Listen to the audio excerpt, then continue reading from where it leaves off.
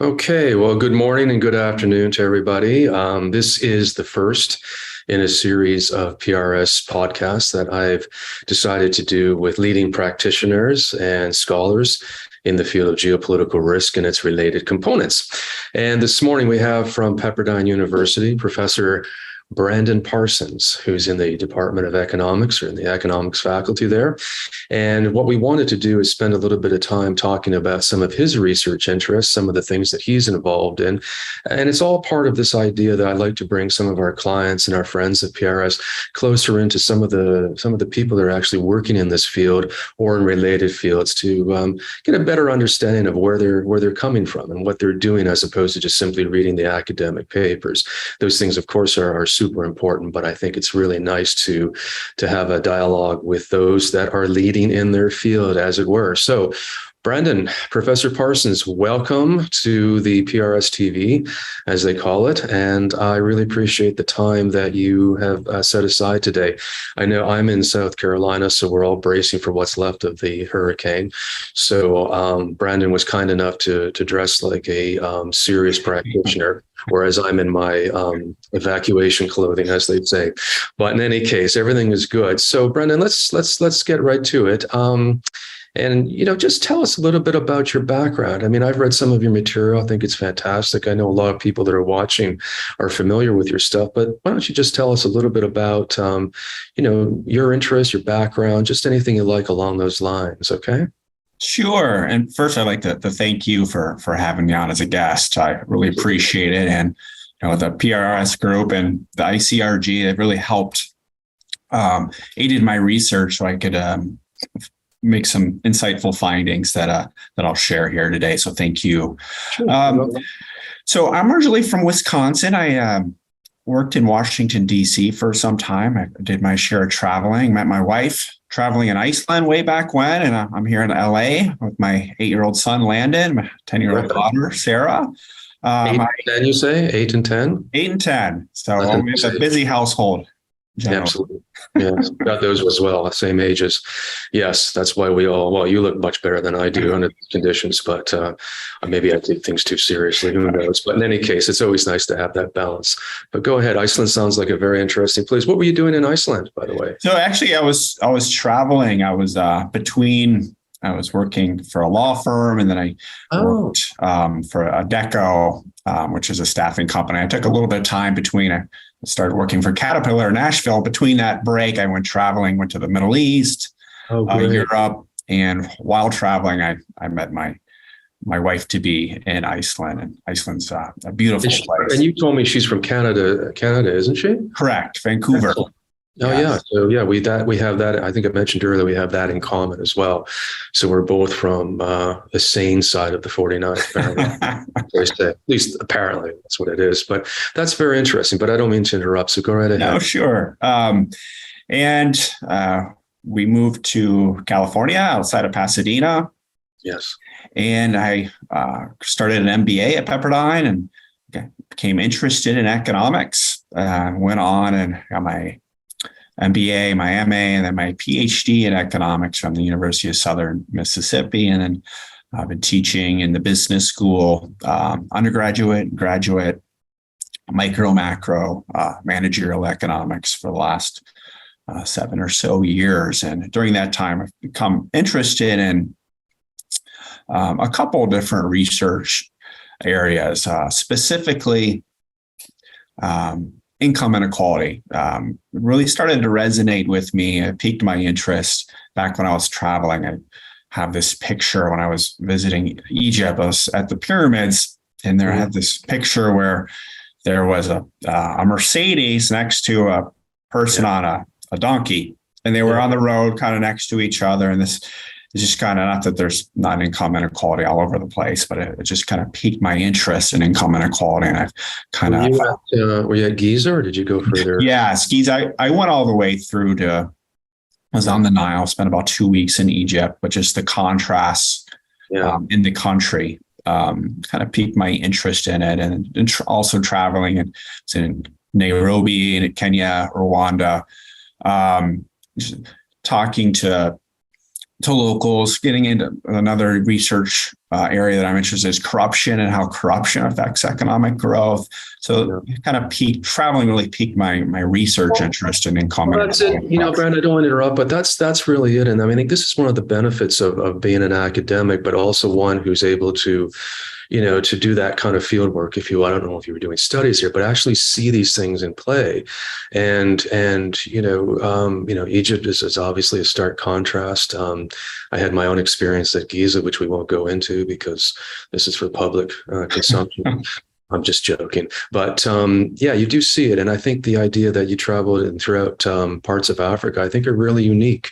A lot of academics do that, so I think that I don't know if that does or not, but I think that would bring a kind of maybe a different slant to some of the work that you've been doing. You do see all the empirical work that comes out of it, but I guess maybe are you able to sort of put like a different perspective to it, or how perhaps shape some of the findings? I'm not too sure.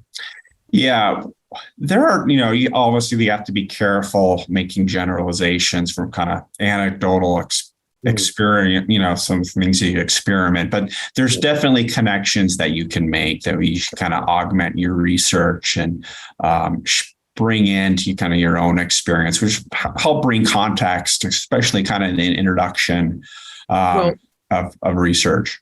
But let me ask you this. If you're looking at income inequality and corruption and the impact on economic growth and so on, did you find the literature lacking in any way, or did you just simply say, like, listen, this is something that I've seen on a firsthand basis. Let's go into it a little bit further. Which one was it, or was it an either, maybe? Yeah, I think it was a bit more the latter, where I wanted to really dig into. Obviously, there's many different determinants. I'll talk a little bit about that as it relates to my research and income inequality, but kind of dig into it deeper, specifically looking into differences in countries, where I have panel data looking at low income countries versus emerging economies versus first world OECD countries, and kind of trying to nail down those differences. Because these different variables, these determinants of inequality can affect different nations differently based on their characteristics. Yeah, go ahead. Tell us a little bit more about that if you can. I know there's a huge literature out there, and I know your findings are really extensive, but is there something that you wanted to, put forward, or something that we really want to isolate that is maybe not so much intuitive, but is very unique to your own research? Yeah, and just kind of continuing on, I always like to know, why is income inequality? Why is such an important, study, kind of critical study right now? Is, there's this is really popularized from Alan Kruger. He initially talked about the Great Gatsby curve, where there's this correlation between income and wealth from one generation to the next. So the income inequality that we have now, likely going to persist because those children from low income families are a lot less likely to improve their incomes. There's kind of social immobility when we talk about income inequality. Yeah. And so that can create issues within society. And a lot of my research is looking at, what are some of these drivers that are causing income inequality? And one of the first articles that I had published, the first two talks about kind of, changes in taxation. So the first article was talking about personal income tax rates and how those have changed, kind of come down in the United States from what they were in the 70s. And that's one of the reasons we've seen increases in inequality. For example, the United States. Well, I look at this at a broader level, in a panel of 105 countries. And I also find this relationship where there's, lower income inequality. That has a inverse relationship with the personal income tax progressivity. So I'm finding this not only in the United States, but in the broader. And another interesting kind of insight to this finding from this work is, this relationship holds beyond the net Gini coefficient. Not to get too technical here, but there's a net Gini coefficient in a market Gini coefficient. The net talks about is looking at income inequality after taxes and transfer, the market net Gini coefficient is looking before taxes and transfer. Okay. One of the insights from my findings is, well, the relationship holds when we're talking about that market Gini coefficient. And this suggests that there could be some equality promoting policies that are causing some kind of structural changes in the economy, okay, that lead to higher pre-tax incomes for lower income individuals. So there's kind of a kind of a market, or it's a kind of a labor market fix that we're finding in some cases, kind of this social element here. Corporate tax rates, obviously, excuse me one second here. The corporate tax rates have kind of been a hot topic for some time. There's a bit of a debate as it relates to, hey, do decreases in corporate taxes, does that help or hurt income inequality? The tax decrease in the United States that happened in 2017. Well, there's some economists that come out and said that, hey, this is going to help.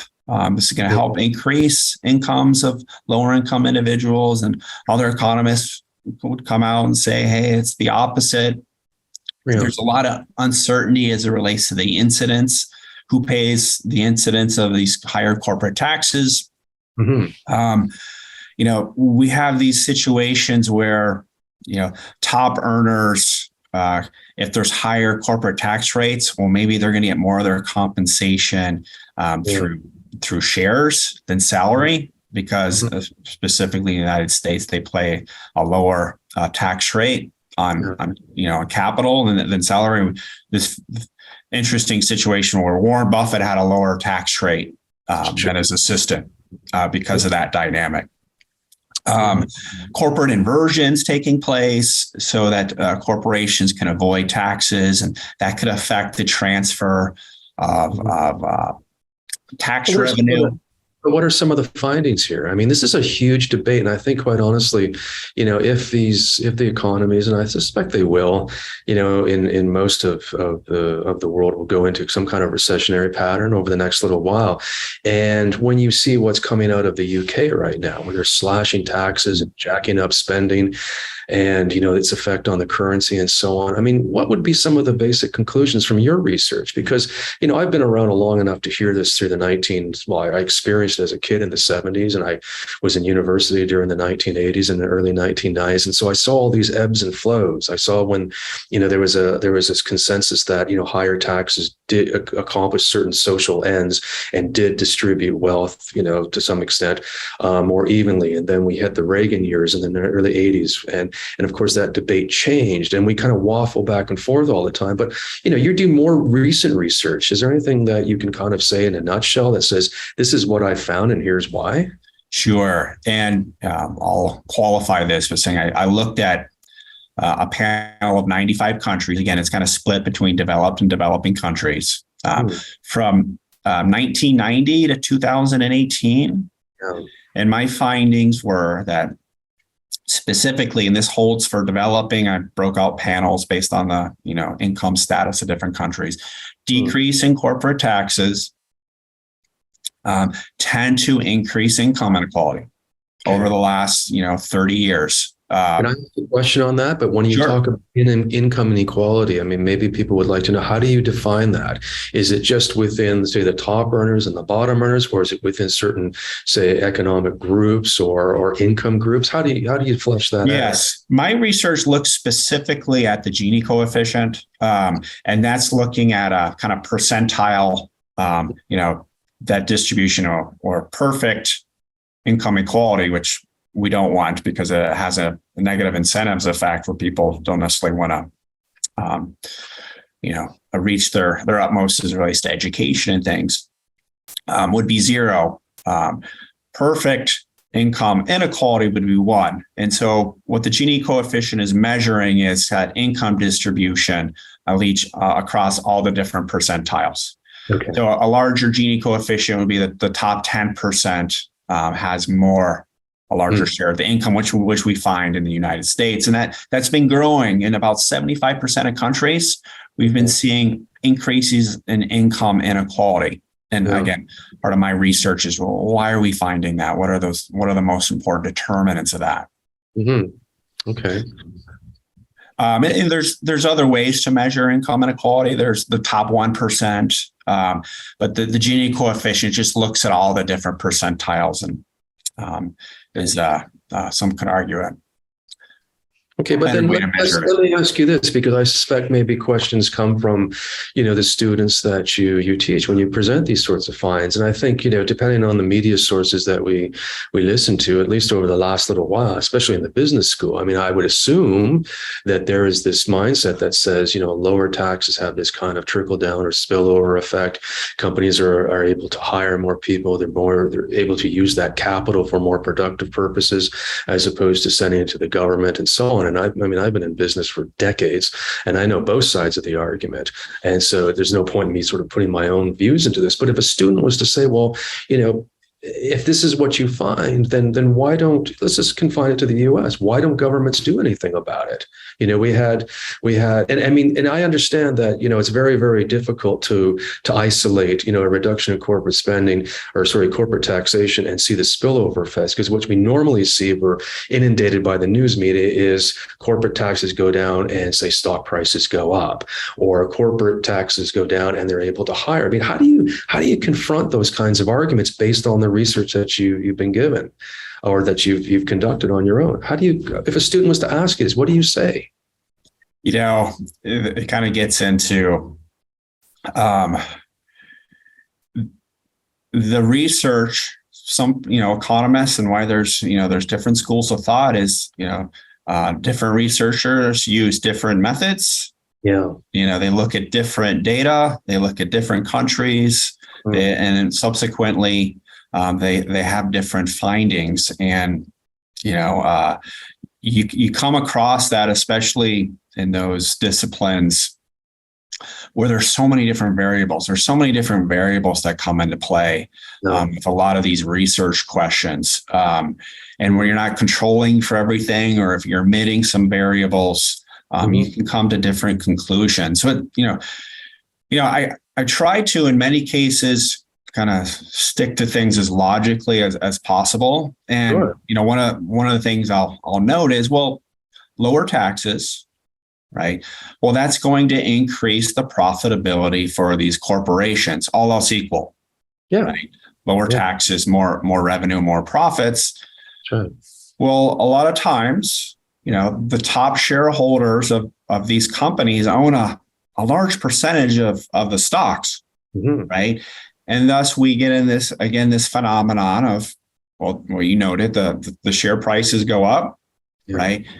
They're gaining more and more income from these shares, and they're paying lower taxes, especially in the United States. Not everybody has our tax system. So we have these dynamics. I think make it somewhat intuitive that we would find these situations, but not to discount the other arguments of the corporate inversions. If tax rates are too high, then you could see corporations leave.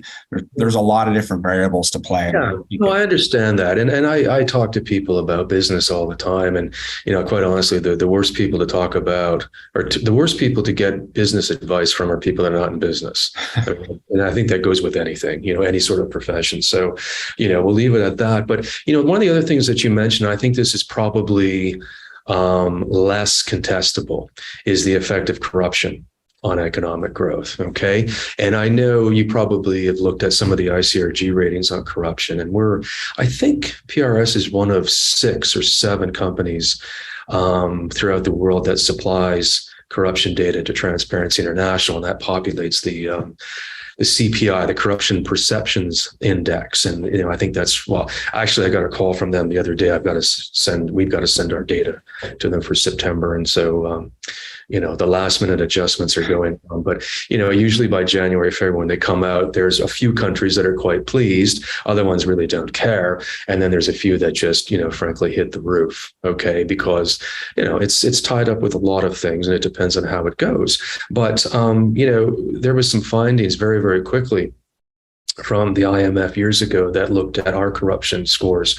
And I don't remember, I know it came out of the Africa department or division of the fund, but they found it was something like a 1 point change in our corruption scores in particular, resulted in something like a 0.8% increase in sort of like, GNP or some kind of like measure of wealth in that sense. And I recall being in Riyadh just before the pandemic. I was doing a keynote to one of their privatization conferences, and I tell people this because at that time Saudi was about to enter, I think it was the Morgan Stanley index. They were going to be part of the composition of it, and so they were very, very keen, and they've done incredible job, I think, in terms of doing all the things necessary to reduce corruption in that particular country.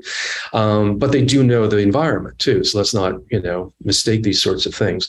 But I remember talking to them about these findings and how important it was to just for investors and for businesses to understand that you have a safe environment where you're not going to be subjected to bribes or arbitrary taxation or an unpredictable regulatory environment. And I remember just looking at the front row, and all of these sort of, robed heads were just nodding. They got it. They understood it. You know what I mean? And I think if you look at some of the scores that are taken by various agencies to Saudi and others, a lot of countries get that connection.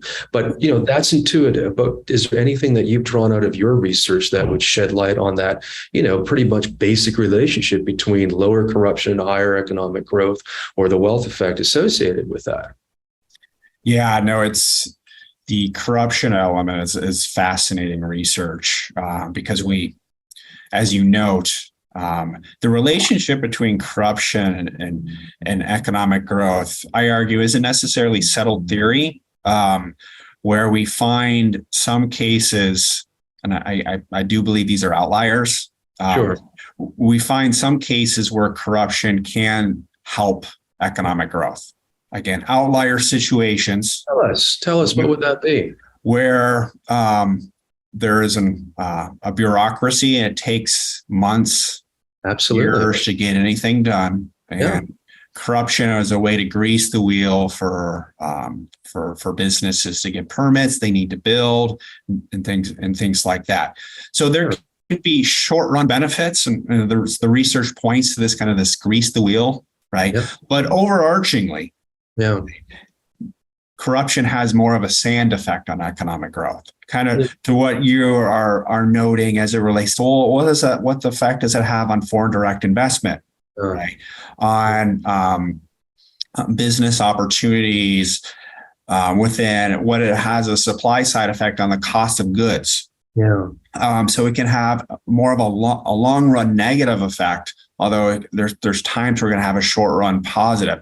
And then, there's a whole line of research on different stages of corruption. And when corruption gets to a point where it just becomes part of culture, it can really become a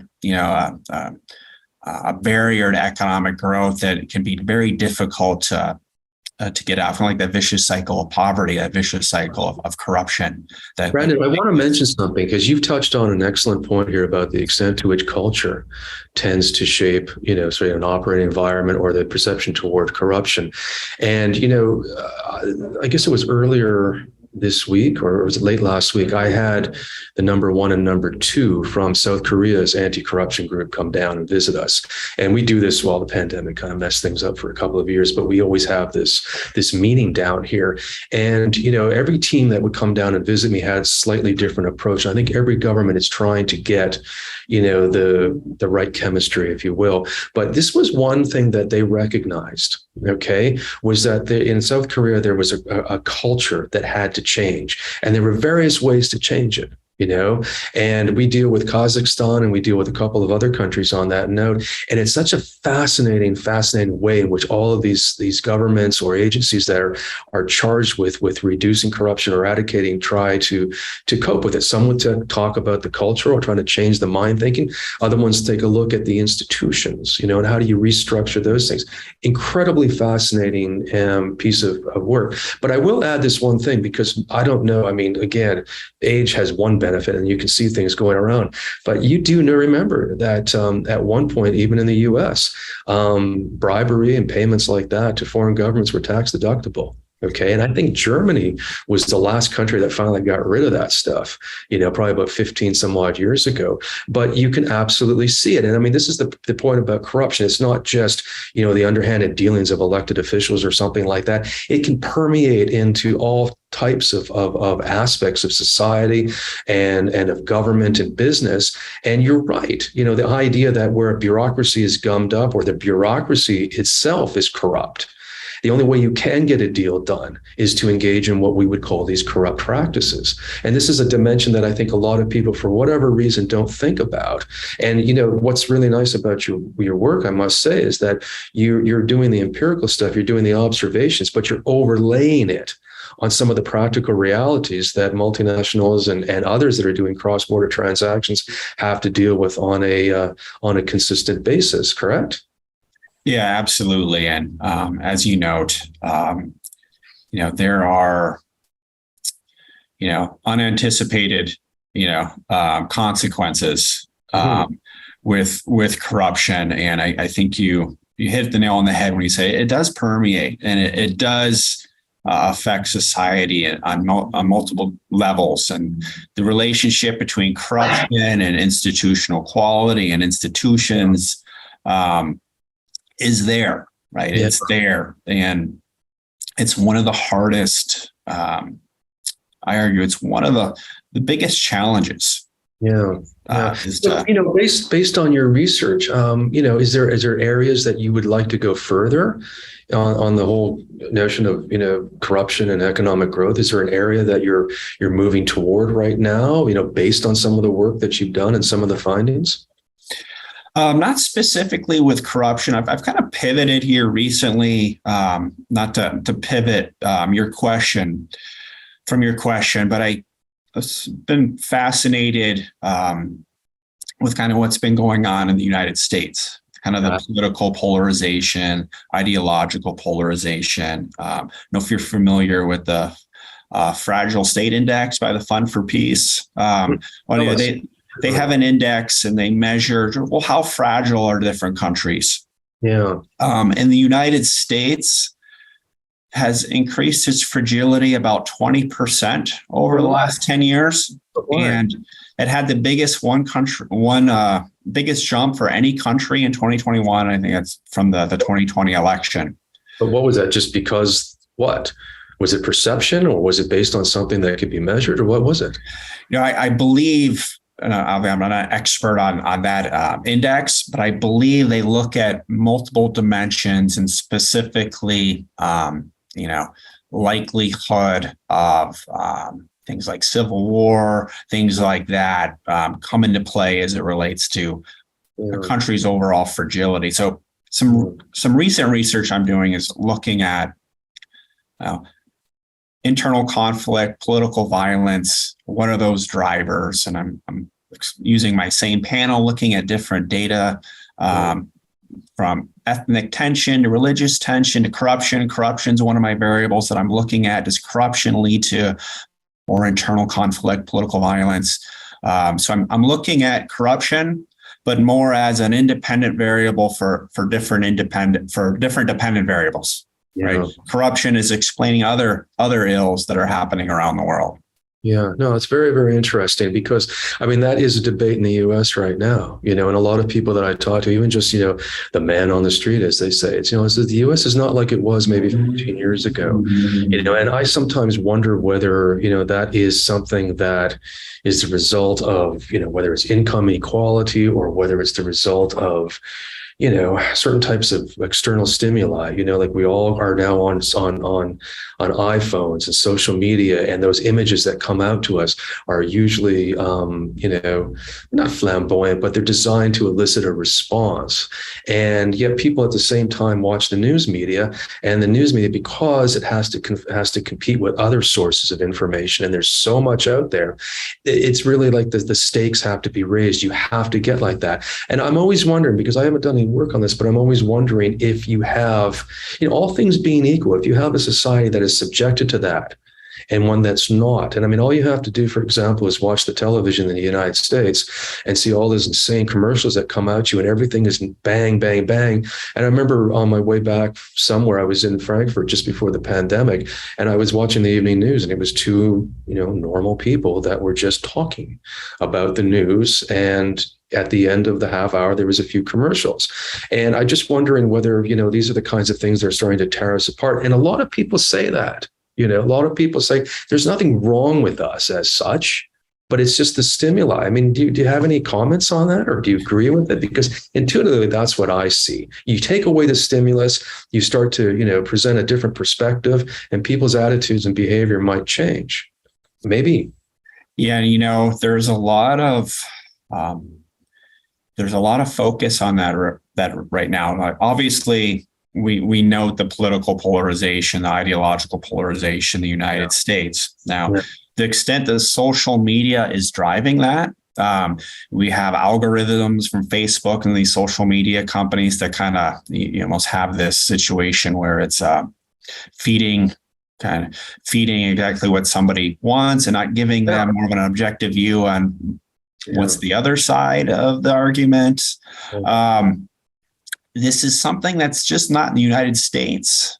We're finding this kind of political polarization occurring in other democracies, Bangladesh, Brazil, Colombia, India. That's fascinating. Yeah, there's a book out now from the Carruthers and O'Donoghue that's looking at this democracy divided, where it's saying, hey, this polarization is really leading to some of these internal conflicts that that we're seeing, not only to define an event, but there just seems to be more conflict as it relates to politics and ideology, and social media probably definitely has a component to that. Absolutely.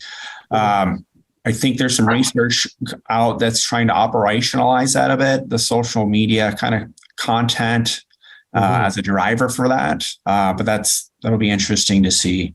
Yeah, that's very interesting. One thing I do want to say, because I know we're coming to a close right now, but I'd love to talk about this again if you would agree to come back in the future. But, if anybody who's watching today has questions or needs some, literature references, is it okay if they contact you or any way to sort of look at some of the work that you're doing to disseminate it further? Absolutely. Feel free to, happy to leave my contact information. I'm happy to answer any questions and collaborate as well.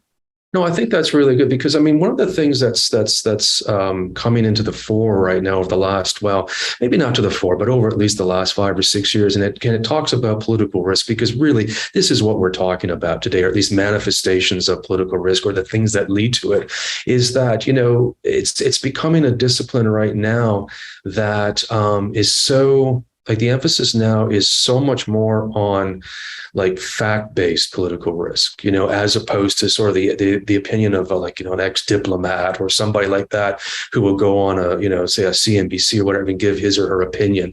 I mean, that's fine, depending on where it comes from. But most of the people most of the companies rather interested that deal with PRS, I mean, they're really, really focused on our data. They say, if you want to write and we can read a report, that's terrific as well. But we tend to know what's going on there. But what is happening with the data and the stuff that you're finding, some of it to me is counterintuitive, which I think is great. I mean, that point that you made about the presumed effect of social media having on internal conflict and just, the erosion of democratic norms or standards across the board. It's not just the United States. I think that's fascinating. Okay. And this is when people assess, say, the internal conflict component of political risk, or how stable the operating environment is. These are the things that they have to look at. And to do it just simply on the basis of what, some expert says, it's fine. There's nothing wrong with an opinion. But if they go to the research that you're conducting, or some of the empirical work that PRS or any other company is conducting, that's really where the value added is right now. Nothing wrong with an opinion,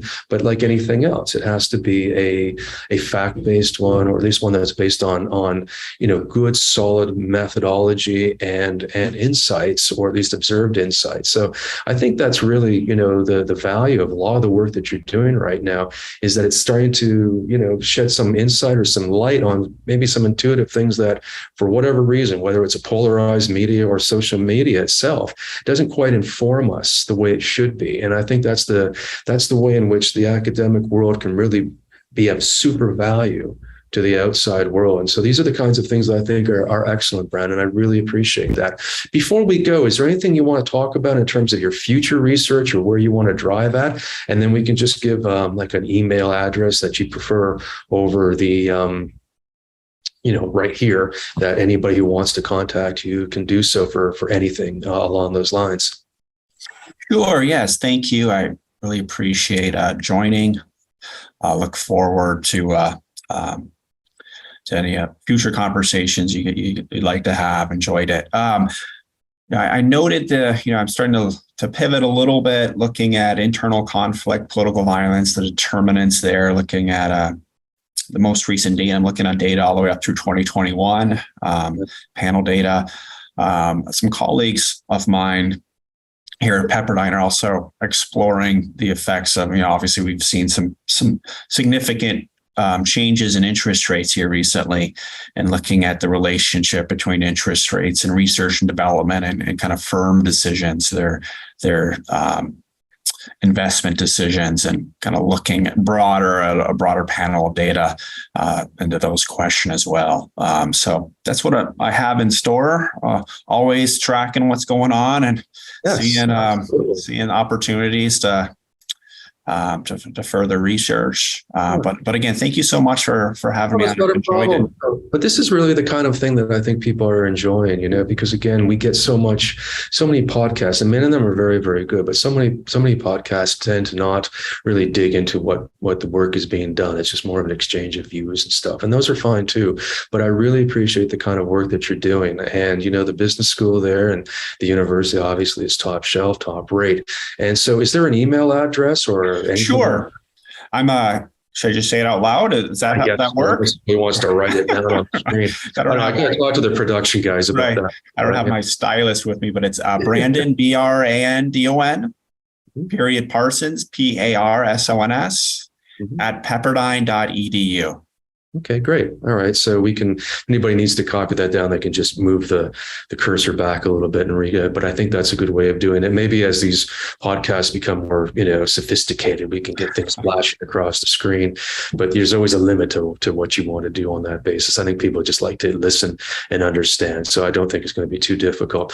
So anyway, Brandon, listen, thank you very, very much for taking the time. I want to have you back down the road. So maybe when some of this research that you're working on now starts to, yield some interesting findings, we can talk about those sorts of things. But I think what you did today was give us a really good overview of the work you're doing in terms of inequality, in terms of the impact of lower, say, corporate tax rates, corruption. I think is an amazing topic to talk about. And there's so many different facets to it. So you are, sir, on the leading edge of the research, and I commend you for that. Okay. Well, I won't say that, but I'm doing my best. I'll say it. All right. So anyway, that's terrific, Brennan. You are on the leading edge. So I will say it as the authority on most things in my own mind. Okay. So you enjoy your afternoon, because I know it's getting close to the late morning for you. And it's definitely a time where I think our offices by law are going to be closing because of whatever apparently is going to hit us in the next day or so. It's not to minimize what went on in Florida, but by the time it gets up to South Carolina, it's slightly different. But in any case, this is the world we deal with, right? Okay, Brandon, take it easy. Thanks very, very much. I appreciate that. And I'll be in touch with you. And if anybody, again, wants to reach out to Brandon about some of his work, you have his email address, and I'm sure he'll respond within a suitable period of time. Okay? Great. Thank you so much.